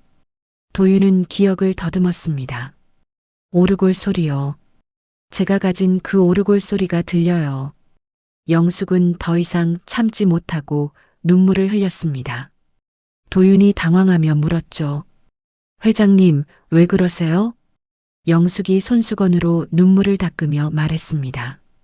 서준이가 내 아들이 3살 때 남편 회사 배를 구경시켜준 적이 있어요. 배 위에서 서준이를 안고 오르골을 틀어줬었죠. 서준이가 너무 좋아했어요. 도윤의 심장이 쿵쾅거리기 시작했습니다. 설마 그 꿈이 실제 기억이란 말인가요? 영숙이 도윤의 손을 잡았습니다. 도윤 씨, 혹시 왼쪽 어깨 좀 보여줄 수 있어요? 도윤은 망설이다 셔츠 단추를 풀었습니다. 왼쪽 어깨에 있는 별 모양 화상 흉터가 드러났죠. 영숙이 떨리는 손으로 그 흉터를 만졌습니다. 그녀의 눈에서 눈물이 쏟아졌습니다. 맞아. 이 모양, 이 위치. 내가 낸 흉터야. 그녀는 27년 전을 회상했습니다. 아기를 안고 다림질을 하다 실수로 뜨거운 다리미가 아기 어깨에 닿았던 그날. 아기의 울음소리와 자신의 비명이 섞여 울려 퍼지던 그 순간. 미안해. 정말 미안해. 영숙이 도윤을 끌어안고 오열했습니다. 도윤은 어찌할 바를 몰랐습니다. 하지만 이상하게도 그녀의 품이 낯설지 않았습니다. 마치 오래전에 느꼈던 것 같은 따뜻함이었죠. 유전자 검사 결과가 나오는 날이었습니다. 영숙은 아침부터 안절부절 못했습니다. 손에 땀이 나고 심장이 미친 듯이 뛰었죠. 회장님, 국과수에서 연락 왔습니다. 비서의 목소리에 영숙이 벌떡 일어났습니다. 결과가 나왔어? 네, 봉투로 왔습니다. 영숙은 떨리는 손으로 봉투를 받았습니다. 하지만 쉽게 뜯을 수가 없었죠. 27년의 기다림이 이 한 장의 종이에 달려 있었습니다. 도윤 씨 불러줘요. 같이 열어볼게요. 잠시 후 도윤이 회장실에 도착했습니다. 그도 긴장한 기색이 역력했죠. 회장님, 결과 나왔다면서요? 영숙이 고개를 끄덕이며 봉투를 들어 보였습니다. 같이 열어볼래요? 도윤도 고개를 끄덕였습니다. 두 사람은 소파에 나란히 앉았습니다. 영숙이 봉투를 뜯었습니다. 손가락이 부들부들 떨렸죠. 하얀 종이 한 장이 나왔습니다. 영숙은 숨을 멈추고 결과란을 읽었습니다. 친자 관계 확률 99.99%. 종이가 손에서 떨어졌습니다. 영숙은 그 자리에서 주저앉았습니다. 그리고 짐승의 울음 같은 통곡이 터져 나왔죠. 서준아. 영숙이 도윤을 바라보았습니다. 눈물이 폭포처럼 쏟아졌습니다. 내 아들, 내 아들이 맞아. 도윤도 믿기지 않았습니다. 손이 떨리며 바닥에 떨어진 종이를 집어들었습니다. 분명히 적혀 있었죠. 친자관계 성립 확률 99.99%. 제가 정말 말을 잇지 못했습니다. 27년간 고아인 줄 알았습니다. 버림받은 존재인 줄 알았습니다. 그런데 지금 바로 눈앞에 자신을 찾아 헤맨 어머니가 있었습니다. 영숙이 도윤을 와락 끌어안았습니다. 서준아, 서준아, 내 아들. 그녀는 반복해서 그 이름을 불렀습니다. 27년간 가슴에 묻어두었던 이름이었습니다. 미안해. 엄마가 미안해. 널 지키지 못해서 미안해. 도윤은 어색했지만 이상하게도 눈물이 났습니다. 가슴 깊은 곳에서 뜨거운 것이 치밀어 올랐죠. 엄마. 그가 처음으로 그 단어를 입 밖으로 꺼냈습니다. 어색하고 낯설었지만 동시에 너무나 자연스러웠습니다. 엄마라고 불러도 돼요? 영숙이 더욱 세게 도윤을 끌어안았습니다. 그래, 그래. 엄마야. 내가 내 엄마야. 두 사람은 한참을 부둥켜 안고 울었습니다. 27년간의 눈물이 한꺼번에 쏟아졌습니다. 비서실장도 문 밖에서 눈물을 훔쳤죠. 한참 후 영숙이 눈물을 닦으며 말했습니다. 서준아, 이제 내 진짜 이름을 불러줄게. 진서준.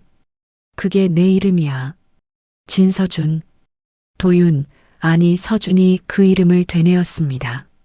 자신의 진짜 이름. 27년 만에 되찾은 정체성이었습니다.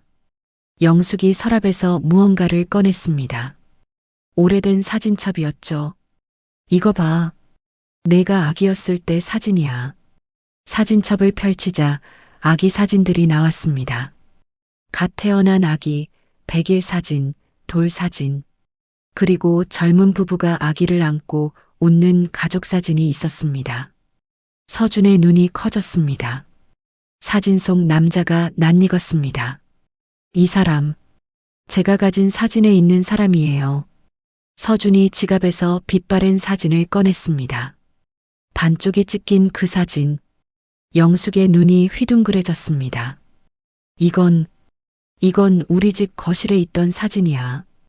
왜 반쪽만? 영숙이 서랍에서 또 다른 사진을 꺼냈습니다. 찢긴 나머지 반쪽이었죠. 두 조각을 맞추자 완벽한 가족 사진이 완성되었습니다. 젊은 남편과 아내, 그리고 그 사이에 안긴 아기. 행복하게 웃고 있는 세 사람. 이게 우리 가족이야, 서준아. 아빠, 엄마, 그리고 너. 서준의 눈에서 눈물이 뚝뚝 떨어졌습니다. 27년간 궁금해했던 가족의 모습이었습니다. 아버지는 어떻게 되셨어요? 영숙의 얼굴이 어두워졌습니다. 내가 사라지던 날, 아빠도 교통사고로 돌아가셨어. 같은 날이요? 응. 그래서 엄마는 하루아침에 남편과 아들을 다 잃었어. 서준은 말을 잇지 못했습니다. 그날 무슨 일이 있었던 걸까요? 왜 아버지는 죽고 자신은 버려졌을까요? 영숙이 서준의 손을 꼭 잡았습니다. 하지만 넌 살아있었어. 27년을 기다린 보람이 있어. 이제 다시는 안 놓칠 거야. 서준도 영숙의 손을 잡았습니다. 따뜻했습니다. 이것이 어머니의 손인 것이었습니다. 엄마, 저도 안 놓칠게요. 이제 제가 지켜드릴게요. 두 모자는 서로를 바라보며 미소 지었습니다. 27년간의 공백이 조금씩 메워지는 느낌이었습니다. 거실 한쪽에서 두 개의 오르골이 나란히 놓여 있었습니다. 영숙이 태엽을 감자 같은 멜로디가 하모니를 이루며 울려 퍼졌습니다. 엄마의 오르골과 아들의 오르골이 27년 만에 다시 만난 것이었습니다. 서준아, 이제 시작이야. 우리 다시 시작하자. 네, 엄마. 창밖으로 햇살이 쏟아져 들어왔습니다. 마치 27년간의 어둠이 끝나고 새로운 아침이 밝는 것 같았습니다.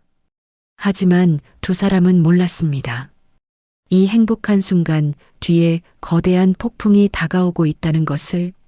퇴진해온 부회장실에서 진태식이 화를 내고 있었습니다. 책상 위에 와인잔이 바닥에 떨어져 산산조각 났죠. 뭐라고? 형수가 아들을 찾았다고? 비서가 고개를 숙인 채 보고했습니다. 네, 부회장님. 유전자 검사 결과가 99.99% 일치한다고 합니다. 물류센터에서 일하던 한도윤이라는 직원이 도련님이라고. 태식의 얼굴이 창백해졌습니다. 손이 부들부들 떨렸죠. 그게 말이 돼? 27년 전의 일이 떠올랐습니다. 그날 밤 형의 차 브레이크 오일을 빼던 손길, 가정부 박순자에게 조카를 넘기며 했던 말, 아무도 모르는 곳에 버려. 죽이든 살리든 내 맘대로 해. 단 다시는 못 찾게. 그 아이가 살아 있었단 말인가요? 27년이 지나 돌아왔단 말인가요? 태식은 창밖을 바라보며 이를 갈았습니다. 죽은 줄 알았는데 어떻게 형이 죽고 조카가 사라지면서 모든 것이 자신의 것이 될 줄 알았습니다. 하지만 형수가 회사를 놓지 않았죠. 27년간 그녀를 밀어내려 했지만 번번이 실패했습니다. 그런데 이제 진짜 후계자가 나타났습니다. 절대 안 돼. 그놈이 후계자가 되면 나는 끝이야. 태식은 비서를 불렀습니다. 한도윤, 아니 진서준이란 놈의 과거를 전부 캐. 약점을 찾아내. 그리고 그는 금고에서 서류 뭉치와 현금을 꺼냈습니다. 이걸 그놈 숙소에 숨겨둬. 횡령 증거로 꾸밀 거야. 비서가 망설였습니다. 부회장님, 이건 너무. 시키는 대로 해. 아니면 너도 같이 끝이야. 며칠 후 인터넷에 기사가 떴습니다. 재벌 회장, 젊은 남자에게 홀려 회사 사유와 퇴진해온 후계자 논란, 출처 불명의 청년이 누구? 고아 출신 남성, 재벌가의 침투, 꽃뱀 의혹. 자극적인 헤드라인이 포털 사이트를 도배했습니다. 댓글에는 악성 루머가 퍼져나갔죠. 서준은 그 기사들을 보고 가슴이 철렁 내려앉았습니다. 어머니를 이용하는 사기꾼이라니요. 그럴 리가 없는데. 물류센터 분위기도 싸늘하게 변했습니다. 어제까지 친근하게 대하던 동료들이 서준을 피하기 시작했습니다. 야, 저 인간 옆에 있지 마. 우리까지 이상하게 보여. 회장님한테 잘 보여서 한몫 챙기려는 거 아니야? 수군거림이 등 뒤에서 들려왔습니다. 서준은 못 들은 척했지만 가슴이 찢어지는 것 같았습니다. 점심시간 서준은 혼자 구내식당 구석에 앉았습니다. 수진이 평소처럼 다가올 줄 알았는데 그녀는 다른 동료들과 함께 먼 테이블에 앉았습니다. 서준과 눈이 마주쳤지만 수진은 고개를 돌렸습니다. 그녀도 기사를 본 것이었죠. 수진 씨까지. 서준은 밥맛을 잃었습니다. 숟가락을 내려놓고 식당을 나왔습니다. 복도에서 누군가와 어깨가 부딪혔죠. 죄송. 서준이 고개를 들었습니다. 그 앞에 진태식 부회장이 서 있었습니다. 자네가 한도윤인가? 태식이 서준을 위아래로 훑어보았습니다. 그의 눈빛에 서늘한 기운이 감돌았습니다. 아, 지금은 진서준이라고 하던가. 서준은 본능적으로 불쾌함을 느꼈습니다. 이 사람에게서 뭔가 꺼림칙한 기운이 났죠. 네, 그렇습니다. 부회장님. 태식이 피식 웃었습니다. 하지만 그 웃음에는 온기가 없었습니다. 27년 만에 돌아온 조카라. 참 드라마 같은 일이군. 서준은 대답하지 않았습니다. 태식이 한 발짝 다가왔습니다. 하지만 말이야, 세상에 공짜는 없어. 갑자기 나타나서 모든 걸 가져갈 수 있을 거라고 생각하면 오산이야. 무슨 말씀이신지. 태식이 서준의 어깨를 툭 쳤습니다. 조심해. 이 바닥은 내가 생각하는 것보다 훨씬 험해. 태식은 그 말을 남기고 지나갔습니다. 서준은 그 자리에 서서 그의 뒷모습을 바라보았습니다. 등골이 서늘해지는 느낌이었죠. 그날 밤 서준은 영숙에게 전화했습니다. 엄마, 인터넷 기사 봤어요? 영숙의 목소리가 단호했습니다. 봤어. 신경 쓰지 마. 다 태식이가 뿌린 거야. 태식? 부회장님이요? 응. 그 인간이 널 못 잡아먹어서 안달이야. 내가 돌아오면 자기 자리가 위태로워지니까. 서준은 혼란스러웠습니다. 삼촌이 왜 자신을 그렇게 싫어하는 걸까요? 영숙이 말을 이었습니다. 서준아, 사실 엄마가 의심하는 게 있어. 27년 전 내 아버지 사고, 그리고 내가 사라진 것.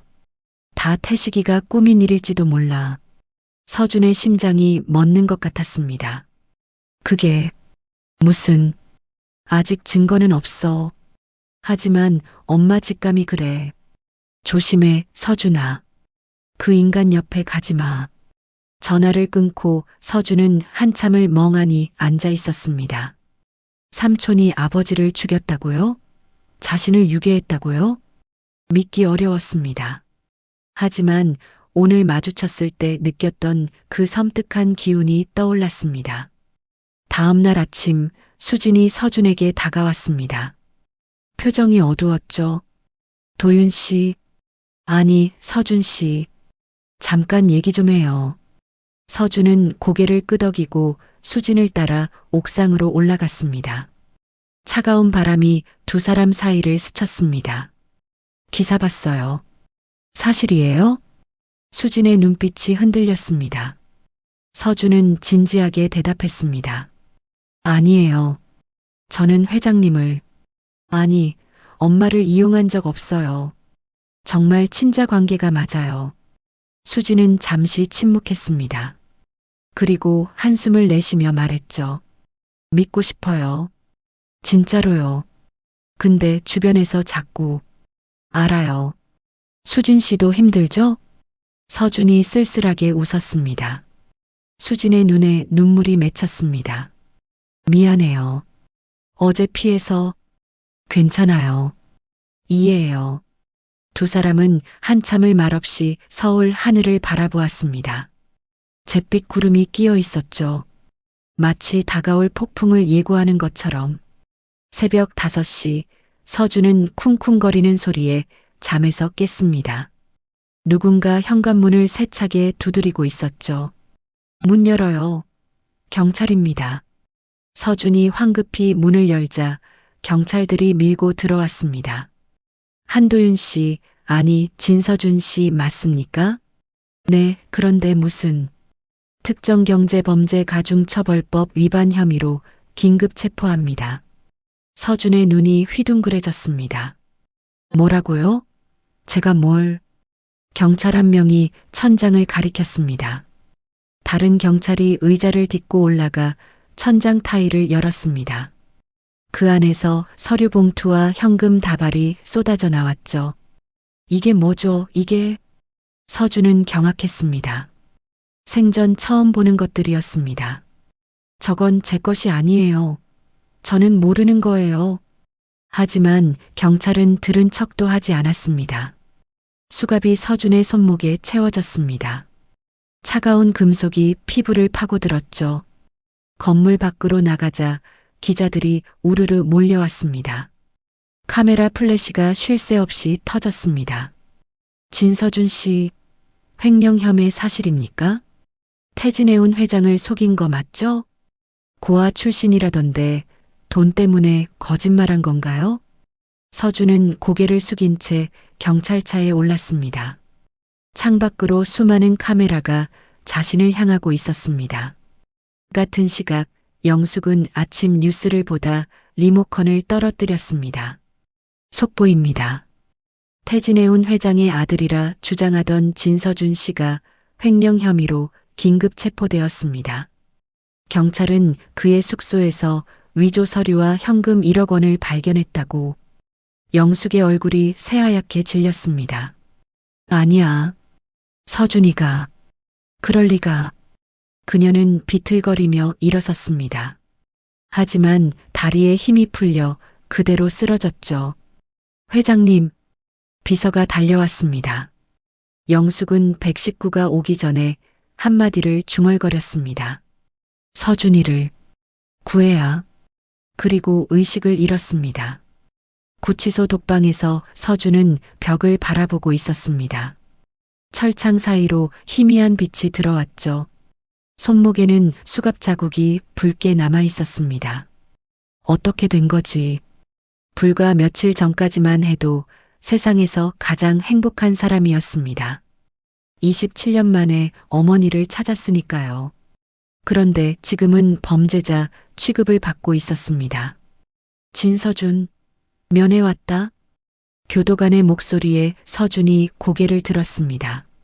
면회실로 끌려가자 유리창 너머에 수진이 앉아 있었습니다. 수진 씨, 수진의 눈이 벌겋게 부어 있었습니다. 울었던 것 같았죠. 서준 씨, 정말 안 그런 거죠? 제발 진짜라고 말해줘요. 서준은 유리창에 손을 갖다 댔습니다. 수진 씨, 저는 정말 억울해요. 그 돈이랑 서류는 처음 보는 거예요. 누가 심어 놓은 거예요. 수진의 눈에서 눈물이 흘러내렸습니다. 믿어요. 나는 믿어요. 근데요? 회장님이 쓰러지셨대요. 병원에 실려가셨대요. 서준의 얼굴이 일그러졌습니다. 엄마가 괜찮아요? 아직 몰라요. 의식을 못 차리셨대요. 서준은 유리창을 주먹으로 쳤습니다. 둔탁한 소리가 면회실에 울렸죠. 엄마한테 가야 하는데. 하지만 그는 갇혀 있었습니다. 아무것도 할 수 없었습니다. 면회 시간 끝났습니다. 교도관이 서준을 끌고 갔습니다.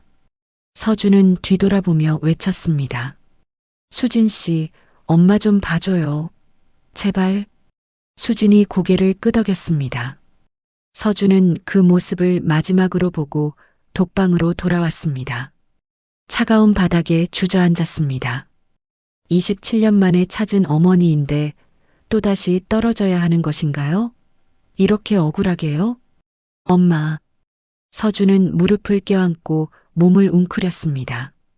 눈물이 뺨을 타고 흘러내렸습니다. 엄마, 저는 아니에요. 정말 아니에요. 그의 울음소리가 차가운 독방에 메아리 쳤습니다.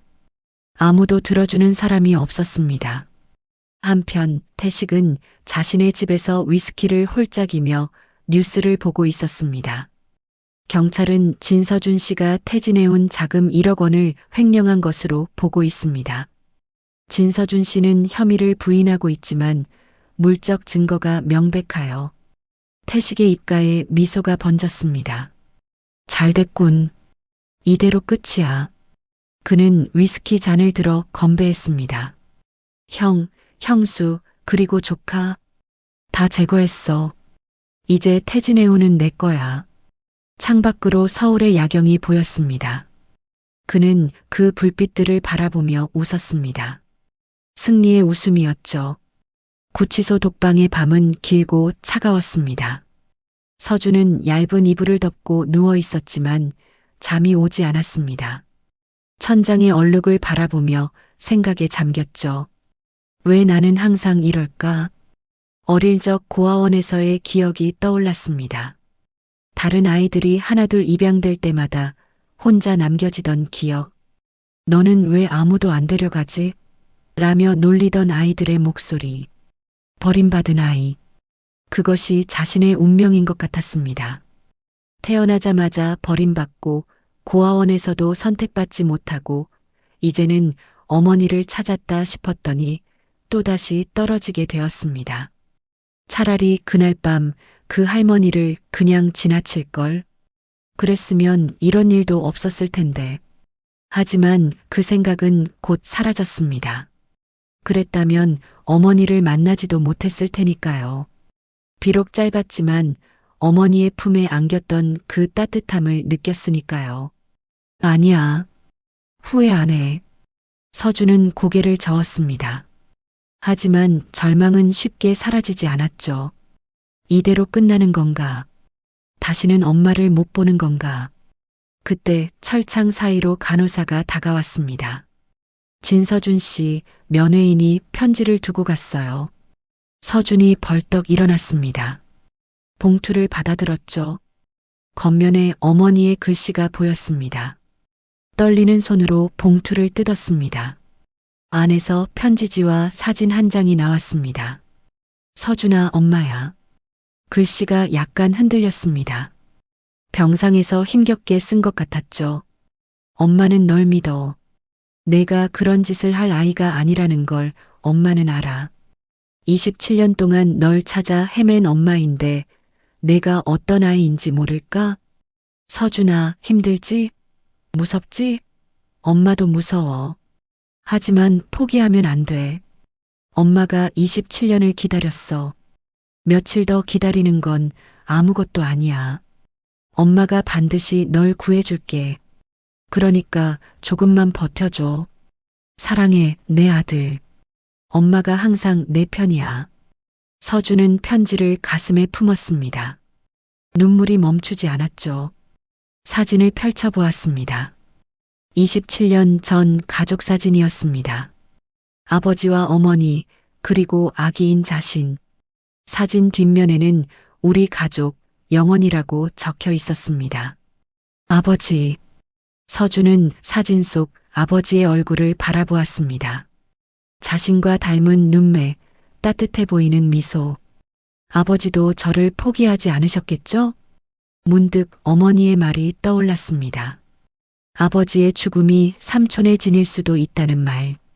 삼촌이 정말 그랬다면 분노가 치밀어 올랐습니다.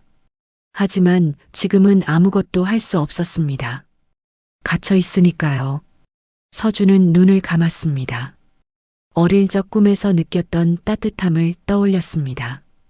배 위에서 누군가의 품에 안겨 있던 기억, 오르골 소리, 바다 냄새, 아버지가 안아주셨던 걸까? 그 꿈이 실제 기억이었다면 아버지는 자신을 사랑했던 것입니다. 어머니도 27년간 자신을 찾아 헤맸습니다. 버림받은 게 아니었습니다. 빼앗긴 것이었죠. 서준은 주먹을 꽉 쥐었습니다. 포기하지 않을 거야. 그는 벽에 등을 기대고 일어섰습니다.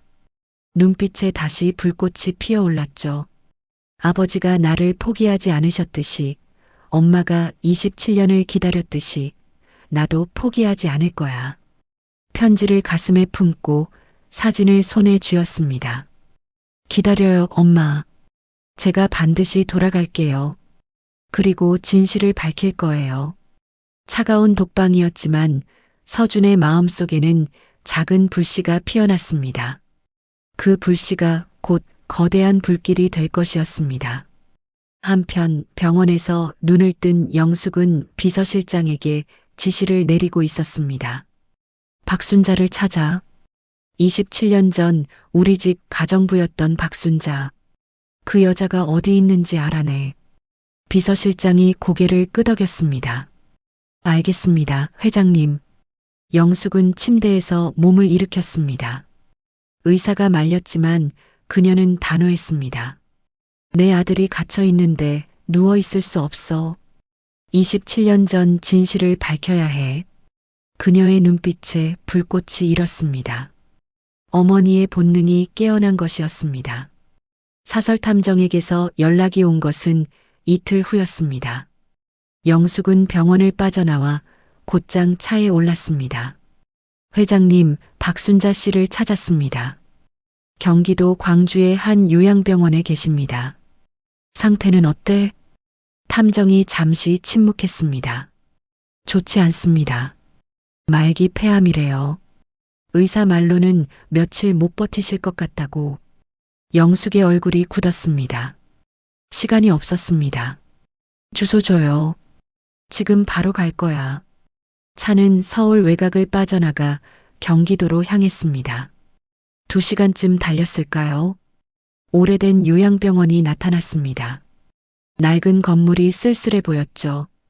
영숙은 안내 데스크에서 병실 번호를 확인하고 계단을 올랐습니다. 복도 끝 작은 방 앞에 섰습니다. 깊게 숨을 쉬고 문을 열었죠. 병실 안에는 초로의 여인이 침대에 누워 있었습니다. 산소 호흡기를 끼고 눈을 감고 있었죠. 주름진 얼굴, 갈라진 입술. 27년 전의 모습과는 너무 달랐습니다. 순자 씨, 영숙이 조용히 불렀습니다. 노인의 눈꺼풀이 떨렸습니다. 천천히 눈을 뜬 그녀는 영숙을 보자 놀란 표정을 지었죠. 회장님. 목소리가 바람 빠지는 소리처럼 약했습니다. 오랜만이에요, 순자 씨. 영숙이 침대 옆 의자에 앉았습니다. 노인의 눈에 눈물이 고였죠. 어떻게 여길 찾아왔어요? 27년 전 일을 물어보려고요. 노인의 얼굴이 일그러졌습니다. 고통스러운 표정이었죠. 회장님, 용서해 주세요. 제발. 영숙의 심장이 쿵쾅거렸습니다. 무슨 말이에요? 뭘 용서하란 거예요? 노인이 떨리는 손으로 베개 밑을 더듬었습니다. 낡은 봉투 하나를 꺼냈죠. 이거 27년간 간직했어요. 영숙이 봉투를 받았습니다. 안에는 오래된 카세트 테이프와 손으로 쓴 편지가 들어 있었습니다. 이게 뭐예요? 노인이 기침을 하며 말했습니다. 27년 전 부회장님이 저한테 시켰어요. 도련님을 데리고 가서 버리라고. 영숙의 손이 부들부들 떨렸습니다. 뭐라고요? 저도 싫었어요. 하지만 부회장님이 제 손녀를 위협했어요. 손녀한테 해를 가하겠다고. 그래서 어쩔 수 없이. 노인의 눈에서 눈물이 흘러내렸습니다. 도련님을 부산의 한 고아원 앞에 두고 왔어요. 죽이진 못했어요. 그건 정말 못했어요. 영숙은 머리가 하얘졌습니다. 태식이 정말 그랬군요. 자신의 조카를 버리라고 시킨 것이었습니다. 그럼 그 테이프는 뭐예요? 노인이 힘겹게 말했습니다. 부회장님이 저한테 지시하던 날 몰래 녹음했어요. 언젠가 필요할 것 같아서 보험으로 간직했죠. 영숙은 급히 비서에게 전화했습니다. 테이프 재생기 구해와. 지금 당장. 30분 후 비서가 구식 카세트 플레이어를 가져왔습니다. 영숙은 떨리는 손으로 테이프를 넣었죠. 지직거리는 소리 후 젊은 남자의 목소리가 흘러나왔습니다. 형 차 브레이크는 내가 손봤어. 오늘 밤 산길에서 사고가 날 거야. 영숙의 심장이 멎는 것 같았습니다. 틀림없이 태식의 목소리였습니다. 27년 전 목소리였지만 분명했죠.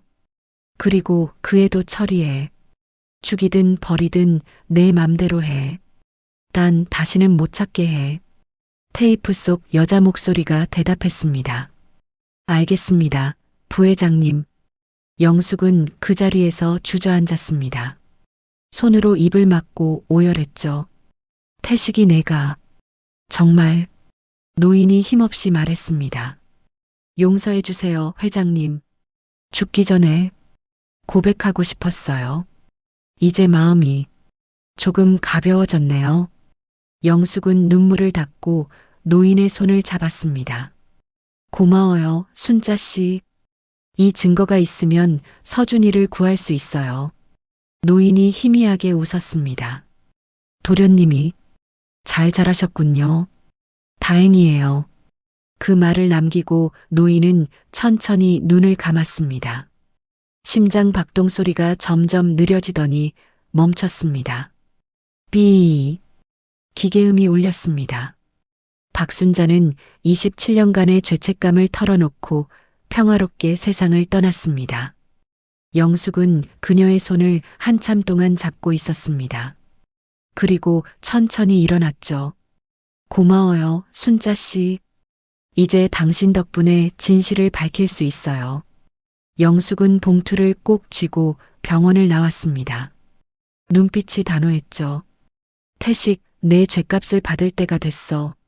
차에 오르며 영숙은 변호사에게 전화했습니다. 내일 긴급 이사회를 소집해요. 그리고 이 테이프 국과수에 음성 감정 의뢰해. 최대한 빨리. 변호사가 대답했습니다. 알겠습니다, 회장님. 그리고 경찰청장에게도 연락해. 진범을 잡을 증거가 생겼다고. 영숙은 창밖을 바라보았습니다. 어둠이 내리고 있었지만 그녀의 마음에는 희망이 차올랐습니다. 서준아, 기다려. 엄마가 가고 있어. 이틀 후 퇴진해온 본사 대회의실. 긴급 이사회가 소집되었습니다. 진태식은 의기양양하게 앉아 있었습니다. 오늘 영숙 회장 해임안을 상정할 예정이었죠. 횡령범의 어머니가 회장 자리에 있을 수 없다는 명분이었습니다. 오늘 안건은 진영숙 회장의 해임건입니다. 태식이 말을 꺼내려는 순간 회의실 문이 벌컥 열렸습니다. 잠깐만요. 영숙이 들어왔습니다. 그녀 뒤에는 낯익은 얼굴이 있었습니다. 진서준이었습니다. 단정한 맞춤 정장을 입고 머리도 깔끔하게 정돈한 그는 며칠 전 구치소에 갇혀 있던 사람과는 완전히 달라 보였습니다. 태식의 얼굴이 창백해졌습니다. 내가 왜 여기? 서준이 천천히 회의실 중앙으로 걸어갔습니다. 이사들의 시선이 그에게 집중되었죠. 제 이름은 한도윤이 아닙니다. 서준의 목소리가 회의실에 울려 퍼졌습니다. 제 이름은 진서준입니다. 27년 전 진태식 부회장에 의해 유괴되어 버려진 진영숙 회장의 아들입니다. 회의실이 술렁였습니다. 태식이 벌떡 일어났죠. 무슨 헛소리야. 저놈은 사기꾼이야. 횡령범이라고. 서준은 침착하게 서류 봉투를 꺼냈습니다. 이것은 국과수 유전자 검사 결과입니다. 저와 진영숙 회장님의 친자 관계 확률이 99.99%로 확인되었습니다. 이사들이 서류를 돌려보았습니다. 공식 기관의 도장이 선명했죠. 태식이 말을 더듬었습니다. 그건 조작된 거야. 저놈이 회장을 속인 거라고. 서준이 고개를 저었습니다. 조작은 부회장님이 하셨죠. 제 숙소에서 발견된 횡령 증거, 다 부회장님이 심어놓은 겁니다. 증거가 어딨어? 그때 영숙이 앞으로 나섰습니다. 손에는 오래된 카세트 테이프가 들려 있었죠. 증거는 여기 있어요. 영숙이 회의실 스피커에 테이프를 연결했습니다. 지직거리는 소리 후 젊은 남자의 목소리가 흘러나왔습니다. 형 차 브레이크는 내가 손봤어. 오늘 밤 산길에서 사고가 날 거야.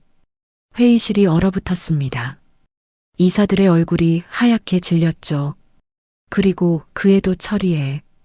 죽이든 버리든 내 맘대로 해. 단 다시는 못 찾게 해. 태식의 손이 떨리기 시작했습니다. 이건 영숙이 차갑게 말했습니다. 국과수 음성 감정 결과 이 목소리는 진태식 부회장 본인의 것으로 확인되었습니다. 27년 전 당신이 내 남편을 죽이고 내 아들을 유괴한 증거예요. 회의실 문이 다시 열렸습니다. 경찰들이 들어왔죠. 진태식 씨 살인교사 및 영아유기 혐의로 긴급 체포합니다. 태식이 의자에서 벌떡 일어났습니다. 아니야. 이건 조작이야. 나는 아무것도 안 했어. 하지만 경찰은 그의 팔을 잡고 수갑을 채웠습니다. 말도 안 돼. 나를 누구로 보고. 태식이 발버둥 쳤지만 소용없었습니다. 그는 경찰에게 끌려나가면서 서준을 노려보았죠. 두고 봐. 이게 끝이 아니야. 서준은 그 눈빛을 피하지 않았습니다. 당당하게 마주보며 말했죠. 아니요. 끝입니다. 27년 전에 끝냈어야 할 일이에요. 태식이 끌려간 후 회의실은 잠시 침묵에 잠겼습니다. 그리고 한 이사가 박수를 치기 시작했습니다. 다른 이사들도 따라 박수를 쳤죠. 영숙이 서준의 손을 잡았습니다. 서준아, 해냈어. 서준의 눈에 눈물이 고였습니다. 엄마 덕분이에요. 두 사람은 서로를 끌어안았습니다. 27년간의 아픔이 한순간에 녹아내리는 것 같았습니다. 이사들 앞에서 영숙이 선언했습니다. 오늘부로 진서준을 태진해운의 정식 후계자로 지명합니다. 앞으로 법적 상속 절차를 거쳐 경영에 참여하게 될 것입니다. 이사들이 고개를 끄덕이며 동의했습니다. 서준이 정중하게 인사했죠. 부족한 점이 많지만 열심히 배우겠습니다. 아버지의 뜻을 이어 회사를 바르게 이끌겠습니다. 박수 소리가 회의실을 가득 채웠습니다. 서준은 창밖을 바라보았습니다. 햇살이 쏟아지고 있었죠. 마치 27년간의 어둠이 끝나고 새로운 시대가 열리는 것 같았습니다. 회의가 끝난 후 물류센터 동료들이 서준에게 다가왔습니다. 서준 씨, 축하해요. 우리가 오해했어요. 정말 미안해요. 루머만 듣고 판단했네. 서준은 웃으며 고개를 저었습니다. 괜찮아요. 이해해요. 수진도 눈물을 글썽이며 다가왔습니다. 서준 씨, 정말 다행이에요. 서준은 수진의 손을 잡았습니다. 수진 씨, 고마워요. 끝까지 믿어줘서. 수진이 울먹이며 고개를 끄덕였습니다. 두 사람의 손이 따뜻하게 맞잡혀 있었죠. 1년이 흘렀습니다. 서울 테헤란로 태진해운 본사 48층 상무실 창밖으로 저녁 노을이 물들고 있었습니다. 진서준 상무가 마지막 결제 서류에 사인을 하고 펜을 내려놓았습니다. 후, 오늘도 끝났네. 비서가 문을 열고 들어왔습니다. 상무님, 오늘도 야근하실 건가요? 서준은 미소를 지으며 고개를 저었습니다. 아니요. 오늘은 일찍 갈 거예요. 엄마가 저녁 차리고 기다리신대요. 비서가 웃으며 고개를 숙였습니다. 좋은 저녁 되세요, 상무님. 서준은 코트를 집어들고 회사를 나섰습니다. 지하 주차장에서 차에 오르자 라디오에서 익숙한 멜로디가 흘러나왔습니다. 그의 오르골 소리와 같은 곡이었죠. 이 노래. 서준은 미소를 지으며 따라 흥얼거렸습니다. 차는 강남을 빠져나가 한적한 주택가로 향했습니다. 영숙이 사는 집은 고급 아파트가 아니라 조용한 단독주택이었습니다. 1년 전 영숙은 으리으리한 펜트하우스를 팔고 이 작은 집으로 이사했죠. 아들과 함께 평범하게 살고 싶다는 이유였습니다. 현관문을 열자 따끈한 공기와 함께 구수한 냄새가 코를 찔렀습니다. 엄마 왔어요. 왔니? 어서 손 씻고 와. 오늘은 자신 있어. 서준은 웃으며 화장실로 향했습니다. 손을 씻고 나와 식탁에 앉았죠. 영숙이 뚝배기를 들고 왔습니다. 짜잔, 된장찌개야. 이번엔 안 짜. 서준은 숟가락을 들어 국물을 떠먹었습니다. 얼굴이 환해졌죠. 엄마, 맛있어요. 진짜 안 짜요. 영숙이 뿌듯한 표정을 지었습니다. 그치? 1년이나 연습했는데. 모자는 마주 앉아 밥을 먹었습니다. 특별한 반찬은 없었습니다. 된장찌개, 계란말이, 김치, 소박한 가정식이었죠. 하지만 서준에게는 세상에서 가장 맛있는 밥이었습니다. 오늘 회사에서 무슨 일 있었어? 별일 없었어요. 신규 항로 계약건이 잘 마무리됐어요. 잘했네. 우리 아들 최고야. 서준은 쑥스럽게 웃었습니다. 어릴 적 한 번도 받아보지 못한 칭찬이었습니다. 어머니에게 칭찬받는다는 것이 이렇게 따뜻한 일인지 몰랐죠. 식사를 마치고 두 사람은 거실 소파에 나란히 앉았습니다. 창밖으로 봄비가 내리고 있었습니다. 영숙이 장식장에서 2개의 오르골을 꺼냈습니다. 큰 것은 자신의 것, 작은 것은 서준의 것이었죠. 같이 들어볼까? 서준이 고개를 끄덕였습니다. 영숙이 두 오르골의 태엽을 동시에 감았습니다. 같은 멜로디가 하모니를 이루며 거실에 울려 퍼졌습니다. 27년간 떨어져 있던 두 오르골이 다시 만나 함께 노래하는 것이었습니다. 서준의 눈에 눈물이 고였습니다. 엄마, 응? 저 행복해요. 영숙도 눈물을 훔치며 아들의 손을 잡았습니다. 나도 서준아. 나도 행복해. 창밖의 봄비가 세상을 씻어내고 있었습니다. 27년간의 긴 겨울이 끝나고 드디어 진짜 봄이 온 것이었죠. 두 사람은 나란히 창밖을 바라보았습니다. 오르골 소리가 잦아들었지만 그 멜로디는 마음속에 계속 울리고 있었습니다. 엄마, 앞으로 매일 이렇게 밥 먹어요. 그래, 그러자. 평생 그러자. 영숙이 서준의 머리를 쓰다듬었습니다. 서준은 눈을 감고 그 손길을 느꼈죠. 27년간 그리워했던 어머니의 손길이었습니다.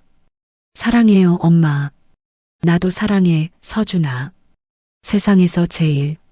봄비가 그치고 하늘에 무지개가 피어올랐습니다. 두 모자는 서로의 손을 잡고 그 무지개를 바라보았습니다. 버려진 아들이 제국을 되찾은 것이 아니었습니다. 잃어버린 아들이 집으로 돌아온 것이었죠. 그리고 그것이 세상 무엇보다 값진 기적이었습니다. 거실 장식장 위에서 두 개의 오르골이 나란히 빛나고 있었습니다. 엄마의 오르골과 아들의 오르골. 27년의 세월을 견딘 두 오르골은 이제 영원히 함께할 것이었습니다.